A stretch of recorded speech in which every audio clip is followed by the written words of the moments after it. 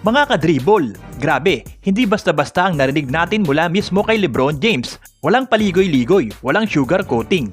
Isang diretsahang real talk na talagang tatama sa Laker fans. Eto na nga, pag-usapan natin ang matapang na sinabi ni LeBron matapos ang pagkatalo ng Lakers laban sa Oklahoma City Thunder.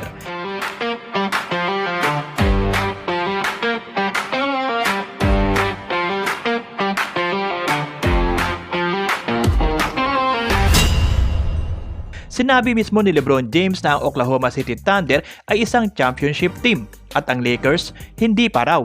Mga kadribol, naputol ang 3-game winning streak ng Lakers sa loob mismo ng Crypto.com Arena matapos silang talunin ng reigning NBA champions Thunder 119-100.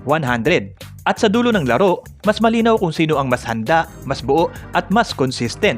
Si LeBron James, kahit 41 years old na, ginawa pa rin ang kaya niya. Umiskor siya ng 22 points sa 9 for 17 shooting, may 10 assists pa para sa Lakers. Pero kahit ganon, hindi pa rin sapat. Hindi dahil sa stats, kundi dahil sa effort at energy sa buong laro. Isipin nyo to mga kadribol, ayon kay LeBron, hindi raw kayang isustain ng Lakers ang energy at effort sa loob ng buong 48 minutes. Samantalang ang Thunder, kaya nila. At yun mismo ang dahilan kung bakit sila ang defending champions. Parang simple pakinggan pero sobrang lalim ng ibig sabihin nun. Kasi sa NBA, hindi sapat ang talent lang. Kailangan buo ka mula first quarter hanggang final buzzer. Mas lalong tumindi ang punto ni LeBron dahil parehas hindi kompleto ang dalawang team. Walang Luka Doncic ang Lakers dahil sa hamstring injury. Pero ang Thunder, wala rin si Shai Gilgeous-Alexander dahil sa abdominal issue.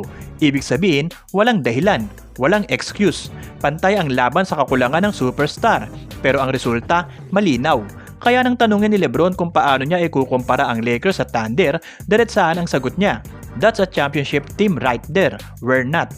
Hindi biro para sa isang 4 na beses na MVP at future Hall of Famer na magsabi ng ganun tungkol sa sariling team.